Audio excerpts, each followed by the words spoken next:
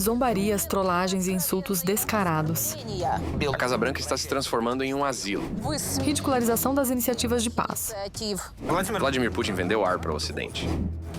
E violação de todos os acordos.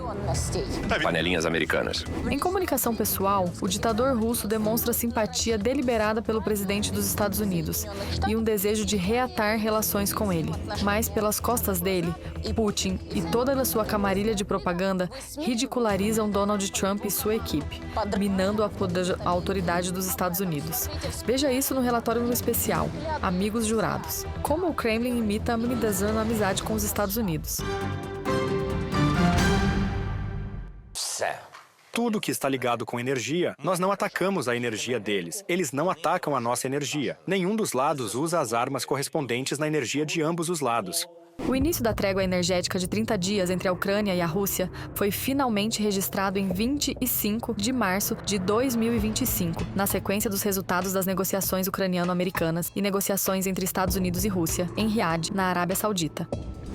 Os Estados Unidos e a Ucrânia concordaram em desenvolver medidas para implementar o acordo entre o presidente Trump e o presidente Zelensky para proibir ataques a instalações de energia na Rússia e na Ucrânia. Nessa mesma noite, os russos dispararam contra um gasoduto na região de Kherson. 26 de março, instalações de energia em Zaporígia. 2 dias depois, as instalações de produção da Naftogás foram atacadas. Somente na primeira semana, o Kremlin violou o cessar-fogo energético mais de 10 vezes. E os russos não poderão dizer que os acordos não estavam em vigor naquela época. Afinal, de acordo com a versão deles, a trégua energética começou uma semana antes, em 18 de março, quando o presidente dos Estados Unidos, Donald Trump, ligou para Putin. Foi em 18 de março que ocorreu conversa telefônica entre os dois presidentes, o presidente Putin e o presidente Trump. O presidente Trump propôs declarar tal moratória, e Putin concordou. Aliás, os russos também violaram essa moratória. Logo no dia das negociações, eles lançaram uma bomba aérea sobre Sloviansk, danificando a subestação, deixando várias áreas sem energia. O lado ucraniano e nossos cidadãos em muitas cidades testemunharam diretamente esses ataques, mais de 10 vezes contra instalações de infraestrutura energética ucraniana. E tais ataques, especialmente na zona do fronte, realmente continuam. Neste caso, os russos estão realmente colocando Trump em um canto sem saída. O partido de Trump chamou o ataque de um insulto ao presidente dos Estados Unidos. O criminoso de guerra Putin já violou o acordo e insultou o presidente Trump. As forças de Putin atacaram redes elétricas em Sloviansk com bombas guiadas, e os ataques continuam por toda a Ucrânia. Putin não quer a paz, ele quer a Ucrânia. E não se trata apenas do próprio Donald Trump.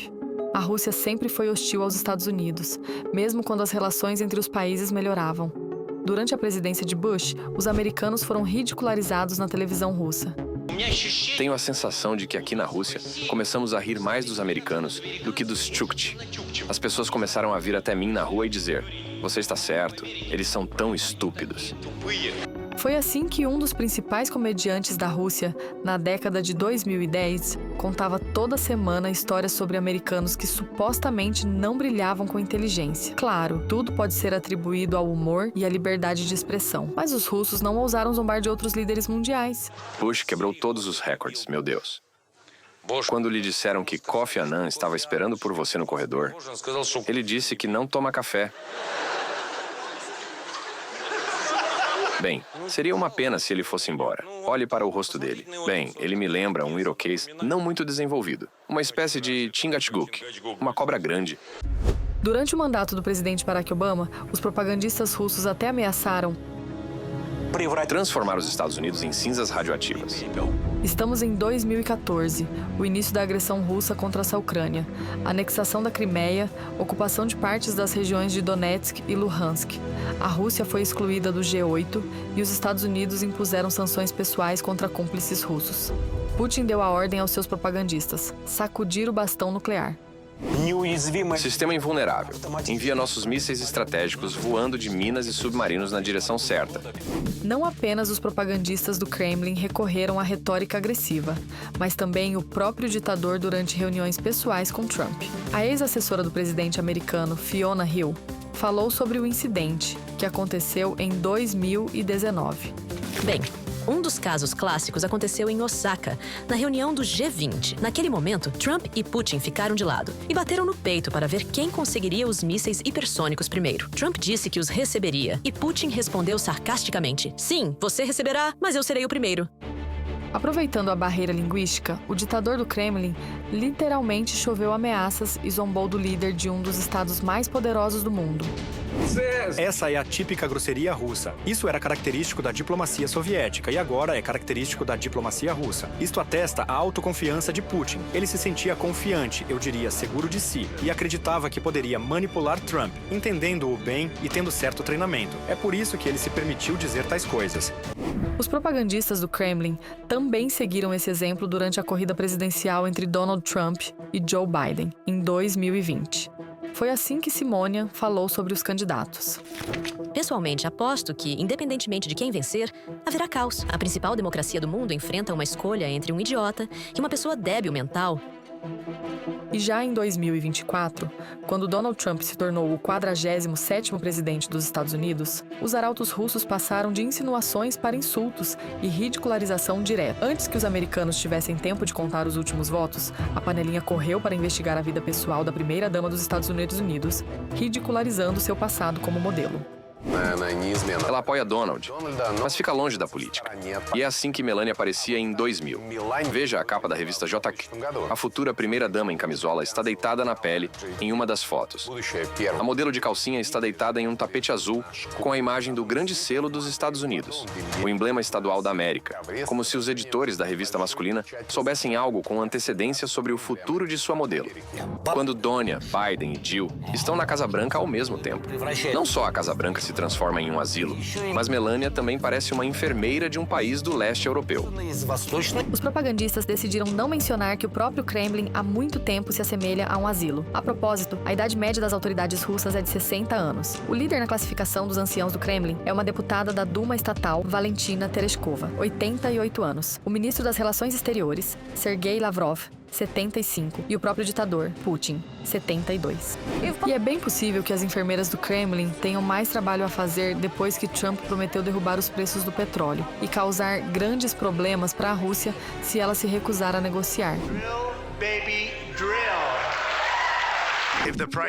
Zelensky quer fazer acordo. Não sei se Putin quer isso. Talvez não. Ele tem que fazer o acordo. Acho que ele está destruindo a Rússia só por não fazer um acordo. A Rússia terá grandes problemas. No Kremlin, a retórica dos propagandistas mudou. No início, eles esperaram por suas primeiras ações e primeiras declarações. Portanto, essa é uma estratégia de esperar para ver. E eles já basearam suas comunicações nessas declarações e ações. No início, eles esperaram pelas declarações de Trump, porque eram mais difíceis de prever.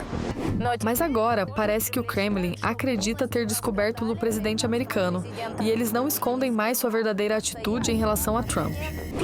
Isso é uma mistura de um trapaceiro e um touro arrogante. Uma pessoa que quebra todas as leis e vive segundo seus próprios códigos. O povo gosta do Trump. Ele gosta de si mesmo. Um idiota que, para ser sincero, já faz tempo que não leva um tapa bem dado. Este não é um propagandista comum cujo trabalho inclui difamar os oponentes de Putin. Este é o deputado da Duma Estatal da Federação Russa, Andrei Gurulev. Dentro da Federação Russa, quando há alguma discussão, então é claro, Donald Trump é ridicularizado da mesma forma que Joe Biden foi ridicularizado antes. Esse é o cerne de fato do conceito ideológico da Federação Russa, quando se transmite uma mensagem para o exterior, mas a mensagem real interna permanece inalterada. No final, nós iremos enganá-los de qualquer maneira. Nós os desprezaremos de qualquer maneira. O Kremlin percebe o desejo de Trump de acabar com a guerra e salvar a Rússia do colapso geopolítico como fraqueza. Vamos considerar as palavras de Donald Trump como arrependimento. Há um certo elemento de ironia em minhas palavras. Se nossos interesses, mesmo que situacionais, coincidem com os interesses nacionais dos Estados Unidos na forma como o governo Trump os vê. E por que não? Deputados russos que se instalaram em transmissões de propaganda admitem abertamente que estão prontos para cooperar com Trump em termos de situação. Mas eles não escondem mais seu ódio e desdém sinceros pela administração americana. 18 de março de 2025. Uma ligação telefônica entre Trump e o ditador russo está marcada para o meio-dia. Antes disso, Putin sarcasticamente sugere que Trump pode esperar em uma reunião com empresários russos. De acordo com as declarações de Dmitry Sergeyevich Peskov, você deve ter uma conversa com Donald Trump antes das 18 horas. Не знаю, насколько он... Não ouvi nada, esse é o trabalho dele.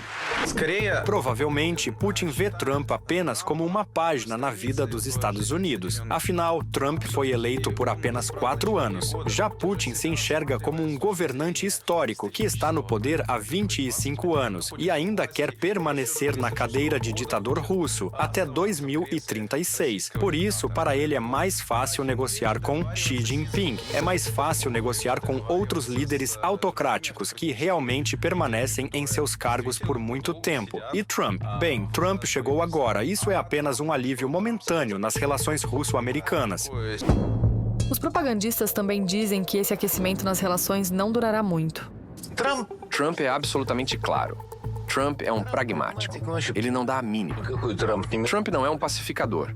Tudo já está claro. Então vamos limpar as ogivas nucleares, para que no último momento os imperialistas possam ver suas caras assustadas. Para um espectador civilizado, todos esses servos do Kremlin e deputados domesticados no ar podem parecer marginais comuns que trabalham exclusivamente na agenda interna russa. Mas tudo é muito mais prosaico. Eles estão simplesmente expressando a posição oficial de Putin e seu governo. Claro, isso é política de Estado. Na Rússia, são realizadas reuniões semanais na administração de Putin, não apenas com a equipe de Putin, que é responsável pelas comunicações dentro da administração, mas em geral com certas entidades representantes de canais de TV e não apenas, até mesmo canais do Telegram, que estão envolvidos e expandem as comunicações da administração de Putin. A inércia da máquina de propaganda russa não mudou e não pode mudar. Além disso, tudo isso ainda é acompanhado pela narrativa principal do espaço ideológico da informação russa, onde os oficiais da KGB ocuparam o poder na Federação Russa, estão constantemente jogando um jogo operacional. Por um lado, eles sorriem, colocam a mão no coração e por outro dizem: bem, eles são todos idiotas, vamos enganar todos eles, vamos esmagá-los. Ou então, tapamos os olhos, com amizade ostensiva e simpatia fingida. President Putin had commissioned a beautiful portrait of President Trump from the leading Russian artist and actually gave it to me and asked me to take it home to President Trump. Foi assim que o enviado especial do presidente dos Estados Unidos, Steve Witkoff, falou sobre o encontro de março com Putin. And told me a story, Tucker, about how when the president was shot, he went to his local church and met with his priest and prayed for the president, not because he was the president of he could become the president of the United States, but because he had a friendship with him and he was praying for his friend. E enquanto Witkoff tentava ver em Putin um amigo da América, as vozes oficiais do ditador do Kremlin expressaram a verdade que não era lisonjeira para o enviado. Não importa se nós mesmos acreditamos. O principal é que as panelas americanas acreditam. E aqui, Witkoff, estou impressionado. Aqui está, a panela americana que acreditou.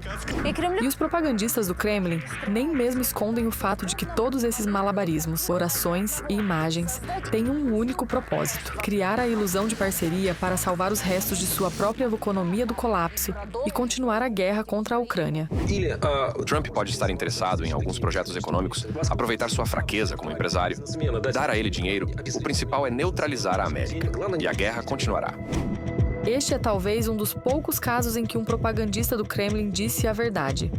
Putin realmente não precisa de paz, e todas as ações dos russos confirmam isso. Após cada rodada de negociações de paz, a Rússia aumenta seus ataques à Ucrânia. 2 dias após o encontro entre o ditador do Kremlin e o enviado especial americano, 13 de abril, domingo de Ramos, os russos atacaram o centro de Sumy com mísseis balísticos, matando 35 pessoas e ferindo mais de 100.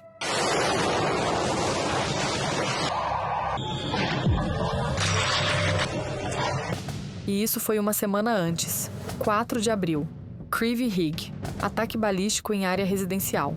Os russos mataram 18 pessoas, incluindo 9 crianças, e mais de 60 pessoas ficaram feridas.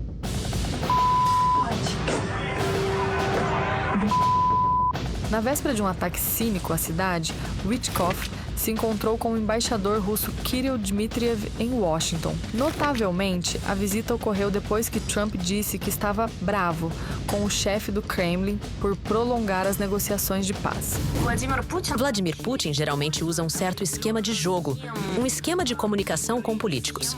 Toda essa história com o retrato de Donald Trump, com as orações por Donald Trump, lembra ao máximo a história com George W. Bush, que em muitos aspectos determinou a atitude de sua administração em relação à Rússia, a Vladimir Putin. Durante o encontro entre George W. Bush e Vladimir Putin, segundo relatos do próprio Bush, o crucifixo de Vladimir Putin caiu.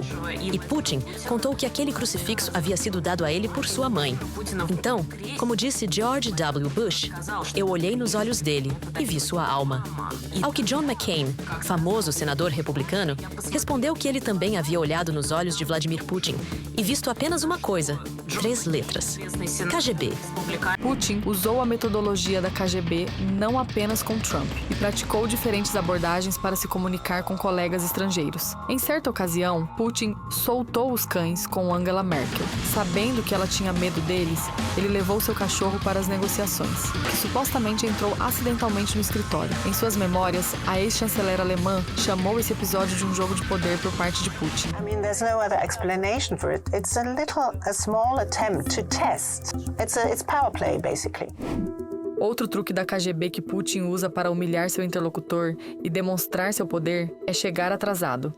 A mesma Angela Merkel esperou pelo ditador russo por cerca de 1 hora em 2012. Ele estava 14 minutos atrasado para ver a rainha Elizabeth II. E o chefe do Departamento de Estado americano esperou 3 horas para uma reunião com Putin em 2013. Há muitos exemplos.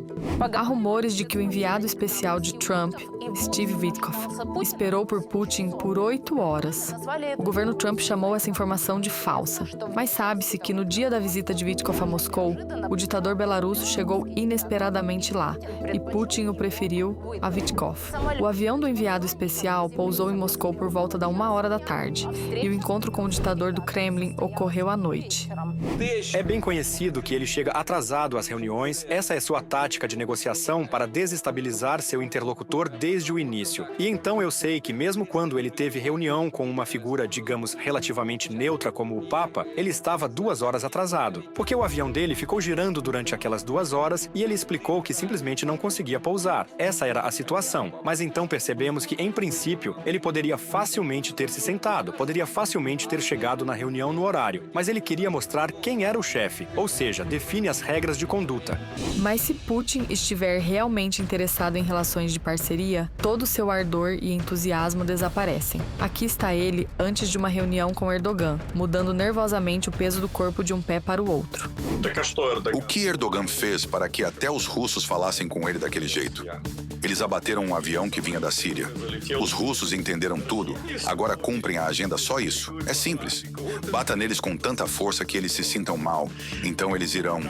E eles se comunicarão com todos os outros da mesma forma. Eles não terão outra escolha. Ou você é um escravo ou um inimigo. Inimigo? Bom, você tem que respeitar seu inimigo. Isso é tudo. O comportamento e a personalidade do atual Putin devem ser compreendidos através de seu comportamento na infância, quando ele era adolescente. É tudo o que resta. E justamente por ele fazer parte de gangues de adolescentes, isso também afetou seu comportamento. E o serviço na KGB é baseado na ideia de ordem mundial, em que em vez de amizade, parceria e cooperação, há chantagem, manipulação e engano. Por meio de insultos e violações de acordos, o ditador do Kremlin está tentando minar a reputação do líder americano e enfraquecer a autoridade dos Estados Unidos como principal guardião da democracia. Política e diplomacia honestas, estabelecimento de diálogo construtivo e desenvolvimento de relações nunca foram as prioridades de Putin. E mais ainda, seus capangas. O objetivo deles é mentiras e jogos totais, que eles estão prontos para praticar durante anos, mudando sua retórica sempre que necessário e benéfico para o Kremlin. Ksenia Barvinenko, reportagem especial,